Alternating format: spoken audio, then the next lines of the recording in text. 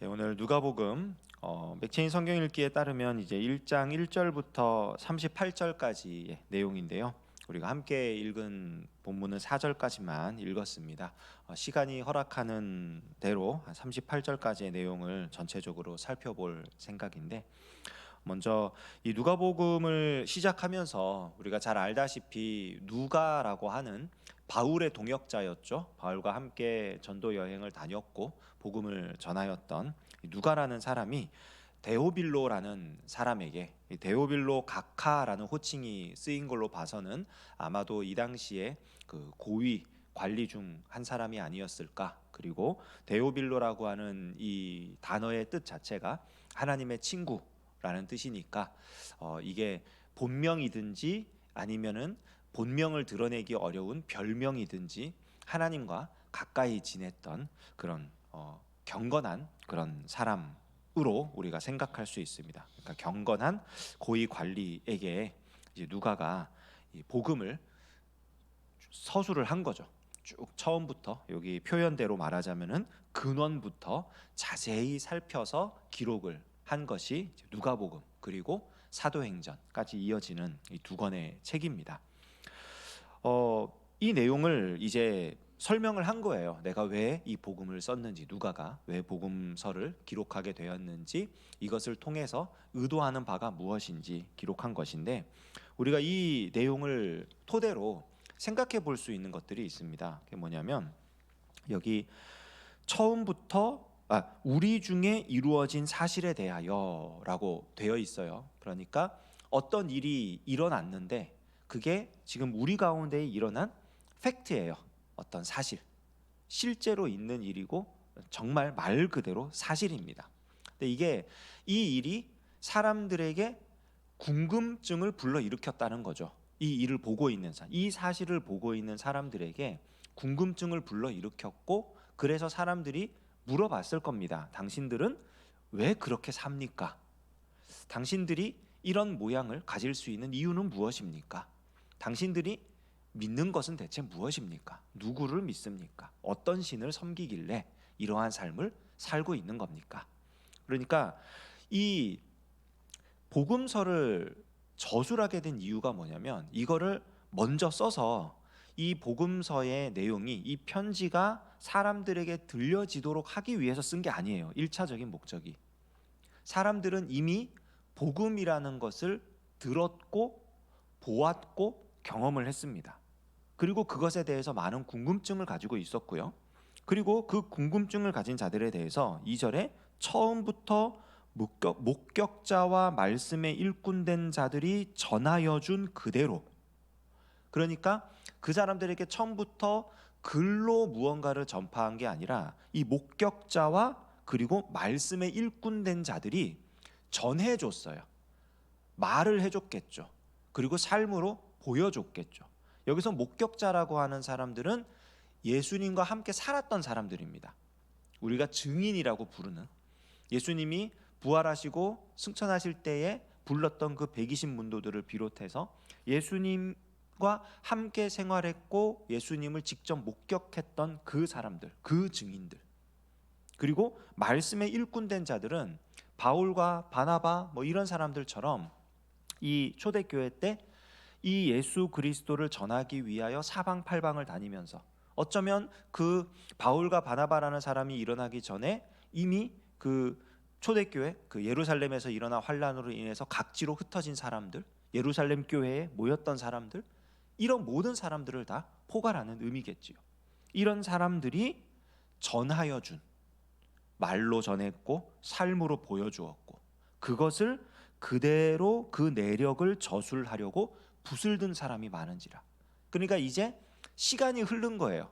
시간이 흘러서 이 목격자 그리고 말씀에 일꾼된 자들, 사도들이나 이런 사람들이 이제 서서히 하나씩 둘씩 이 땅에서의 삶을 마감을 하게 되는 겁니다. 그러면 말로 전해졌던 이 사실들을 더 정확하게 기록하기 위해서 지금 편지들을 쓴 거예요. 사람들이 글을 쓴 것이고, 그리고 그 중에 한 명으로 이 누가가 그 모든 일을 근원부터 자세히 미루어 살핀 나도, 그러니까 누가 역시 그러한 사람들 중 한 명으로서 또 그러한 사람들 중 한 명인 데오빌로 각하에게 이 복음서를 쓴 겁니다.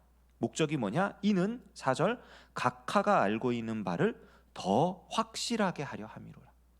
그러니까 이미 복음을 알고 있어요. 예수님을 믿고 있어요. 그리고 예수님 믿는 자들의 삶이 어떠한지를 보았어요. 경험을 했어요. 근데 그게 왜 그렇게 되는 것인지, 왜 그렇게 살아야 하는 것인지, 왜 예수님을 믿어야 하는 것인지를 더 확실하게 하기 위해서, 참으로 예수님을 믿는 것이 마땅하구나, 예수님 믿는 자의 삶이 이러해야 하는 것이 당연하구나, 이거를 더 확실하게 하기 위해서 편지를 쓰게 되었다라고 말을 하는 것입니다. 이게 성경이 오늘날 존재하는 이유예요. 사실은 복음이라는 걸 우리가 처음부터 성경책을 읽고 복음을 알게 되고 예수님을 믿게 되고 이런 일은 없습니다. 세상 누구도 그런 일은 없어요. 누군가가 예수님을 소개해 줬고, 그리고 그 소개에 따라서 교회에 발을 들였고, 그리고 뭐 예배에 한 번, 두 번 참석하고, 혹은 뭐 부흥회 같은 걸 참석하고, 어쩌다가 보니까 어느 순간 믿음이라는 게 생긴 거예요. 그리고 이 믿음을 더욱 확실하게 하기 위해서 더 바른 기초를 세우고, 이 믿음을 가지고 살아가는 것, 믿음에 따라 사는 게 어떠한 것인가 더욱더 확실히 알아가기 위해서 우리가 말씀을 공부하는 거죠. 배워가는 겁니다. 익혀가는 겁니다. 그러니까 성경이라는 것이 그렇게 우리에게 작용을 하는 거예요. 이 시대에는 이제 이 누가가 복음서라는 것을 쓴 거죠. 그리고 누가 외에도 우리가 갖고 있는 성경에 복음서가 4개죠. 마태복음, 마가복음, 누가복음, 요한복음. 이 4사람 말고도 편지를 쓴 사람들이 수두룩하게 많다는 뜻입니다. 굉장히 많은 사람들이 이 예수님에 대한 이야기를 기록했고, 그리고 돌려서 읽었고, 전해 주었고, 그리고 그 가운데 시간이 흐르면서 이 네 권의 복음서가 우리가 반드시 읽어야만 할, 반드시 알아야만 할 복음서로 자리매김을 하게 된 거예요. 정경이라고 하는 그 카테고리가 생긴 거죠. 성경은 그런 것입니다. 그래서 하나님께서 우리에게 이 성경을 주셨을 때, 이게 성경을 이제 너무 거룩한 하나님 말씀이 기록돼 있으니까 너무 이렇게 신성시하고, 성경책 자체를 마치 우리 뭐 부적 같은 거 신성시하는 것처럼 막 너무 신성하게 여겨서 이렇게 집에 고이 이렇게 한 곳에 모셔두고 평일에는 절대 펼쳐보지도 못하고 너무 거룩해서 주일날 교회 올 때만 가지고, 그러면 안 되는 거예요. 계속 읽어야 되는 것이고, 계속 그 안에서 내가 이 말씀을 통해서 훈련을 받고 깨달음을 얻고 도움을 얻고 이러면서 신앙이 자라가는 것입니다. 그게 성경의 목적이에요. 그러니까 성경을 열심히 읽는 게 사실은 제일 좋습니다. 제일 좋습니다. 그게 우리에게 주어진 목적이 되는 것이고요. 이제 그래서 5절부터 이제 38절까지는 이 누가가 이 복음의 근원부터 자세히 미루어 살펴서 기록을 했다 그랬잖아요. 그러니까 복음의 시작부터 기록을 한 거예요. 그런데 참 재밌는 게 뭐냐면, 그 복음의 시작이라고 했을 때 마태복음, 마가복음, 누가복음이 동일하게 소개하는 사람이 누구냐면 세례 요한입니다. 그러니까 분명히 우리가 복음을 예수 그리스도의 복음으로 알고 있어요. 그런데 이 예수님을 소개함에 있어서 누구도 세례 요한을 빼놓지 않아요. 공간복음이라고 알려진 마태, 마가, 누가뿐만이 아니라 심지어는 요한복음에서도 세례 요한의 사역을 소개를 합니다. 왜 그러느냐면 세례 요한의 사역이 있어야만 하나님께서 성경에 약속하신, 여기서 말하는 성경은 구약 성경입니다. 성경에 약속하신 그 메시아가 왔다는 것을 확인할 수 있기 때문이에요. 세례 요한의 사역이 있어야지만. 왜 그러느냐?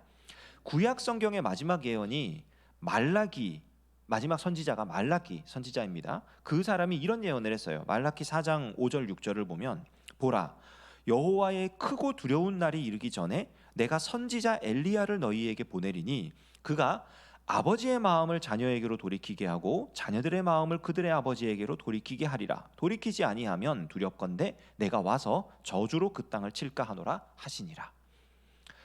마지막 선지자가 예언한 게 뭐냐면, 내가 엘리야를 보낼 것이다. 그리고 그 엘리야가 마음을 돌이키는 사역을 할 것이다. 그러니까 회개하게 만든다는 거죠. 엘리야가 와서 회개의 사역을 할 것인데, 이 세례 요한에 대해서 어떻게 소개하냐면 누가복음 1장 17절에 그가 또 엘리야의 심령과 능력으로 주 앞에 먼저 와서 아버지의 마음을 자식에게, 거스르는 자를 의인의 슬기에 돌아오게 하고 주를 위하여 세운 백성을 준비하리라.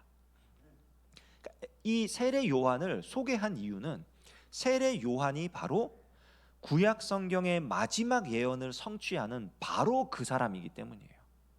엘리야라고 하는 하나님께서 먼저 보내실, 그래서 회개의 사역을 감당하게 하실 그 엘리야가 바로 세례 요한이기 때문에 세례 요한의 사역이 반드시 먼저 나오는 겁니다. 예수님의 탄생을 예고한 마태복음, 누가복음에도 그렇고 예수님의 탄생이 예고되지 않은 마가복음에도 세례 요한의 사역이 나오고, 그리고 공간복음이 아닌 요한도 복음을 쓰면서 세례 요한의 사역을 소개하는 이유가 바로 여기에 있어요. 하나님께서 약속하신 메시아가 올 때는 반드시 그 메시아가 오기 전에 메시아의 길을 준비하는 회개의 사역을 감당하는 엘리야와 같은 선지자가 나타날 것인데, 그 사람이 바로 세례 요한이었다. 그래서 세례 요한을 소개하는 것입니다. 그리고 26절부터 이제 38절까지 말씀에 우리가 잘 아는 마리아 수태고지, 예수님이 태어날 것이다, 임신하게 될 것이다 라고 하는 그 예언이 나오는데, 이게 마태복음에도 나오잖아요. 그런데 마태복음과 누가복음에 나오는 이 수태고지가 다릅니다. 마태복음에서는 주의 천사가 와서 말한 적이 없어요. 요셉의 꿈에 나타나서 말을 합니다. 그런데 누가복음에는 가브리엘 천사가 마리아에게 와서 이야기를 해줍니다. 이게 참 놀라운 게 뭐냐면요, 이 누가가 가지고 있었던 참 굉장히 훌륭하다고 해야 될까요? 아주 놀랍다고 해야 될까요? 그런 관점이 여기에 녹아져 있는데, 이 시대는요, 누가가 글을 쓰던 이 시대는 여성을 남성보다 굉장히 못난 존재로 여기던 때입니다. 그러니까 우리나라만 옛날 조선시대 때 남존 여비 사상 해가지고 여자들은 이렇게 낮고 남자들은 높고 우리나라만 그랬던 게 아니에요. 굉장히 신기한 게 전 세계적으로 남존 여비 사상이 굉장히 만연해 있습니다. 우리가 지금 세계의 그 철학에 주름을 잡고 있는 그 서양 철학이 주름을 잡고 있잖아요. 소크라테스, 플라톤, 아리스토텔레스 쭉쭉쭉 이어와서 칸트, 헤겔, 이런 사람이 전부 다 이쪽 서양 철학 쪽에 뿌리를 두고 있는 사람들인데, 그 서양 철학자들도요 그렇게 생각을 해요. 여자는 남자보다 못하다. 그 훌륭하다는 아리스토텔레스가 여성에 대해서 정의를 내릴 때 모자란 남성, 불완전한 남성이 여성이다, 이렇게 정의를 내릴 정도로 굉장히 남존 여비 사상이 심각합니다. 그런 시대예요. 그런 시대에 지금 누가가 복음서를 기록하면서 사가랴의 아내 엘리사벳, 그리고 마리아, 이런 여성들의 이름을 전면에 내세우고 그 여성들에게 일어난 하나님의 역사를 소개하고 있는 거예요. 그러니까 이거는 그 당시의 정황으로 봤을 때 이거는 믿을 만한 일이 아니야 라고 충분히 받아들일 수 있는 상황이라는 거예요. 그럼에도 불구하고 누가가 이것을 쓴 이유는 이것이 사실이기 때문입니다. 나중에 뒤에 가서도 이 예수님의 부활 사건을 말할 때도 누가는 첫 번째 증인, 누가만이 아니죠, 첫 번째 증인으로 마리아를 소개를 합니다. 모든 복음서 기자들이 그렇게 얘기를 해요. 근데 그게 그 당시 정황으로 봤을 때는 그럼 예수님의 부활이 사실이라는 걸 어떻게 믿으란 말이냐, 여자가 증언을 했는데, 이렇게 반응할 수 있는 거거든요.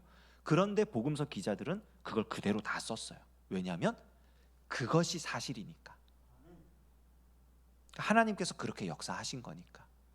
놀라운 일들인 것이지요. 오늘 우리가 누가복음 1장 앞부분을 이렇게 아주 짧게 살펴봤는데요, 이 누가복음 이 1장의 앞부분을 통해서 우리가 하나님의 놀라운 계획과 약속의 성취, 그리고 또 이 복음이 우리의 삶과 말을 통해서 전해져 가는 역사들을 얼핏 생각해 보았습니다. 오늘 우리가 이 하루를 살아가는 동안에도 우리의 말과 우리의 삶을 통해서 복음이 전해지고, 또 우리 자신은 이 하나님 우리에게 주신 이 귀한 말씀을 통해서 또 믿음을 더욱 강화하고, 또 주님 안에서 또 튼실하게 자라가는 저와 여러분 될 수 있기를 주님의 이름으로 축원합니다. 기도하겠습니다. 하나님 아버지,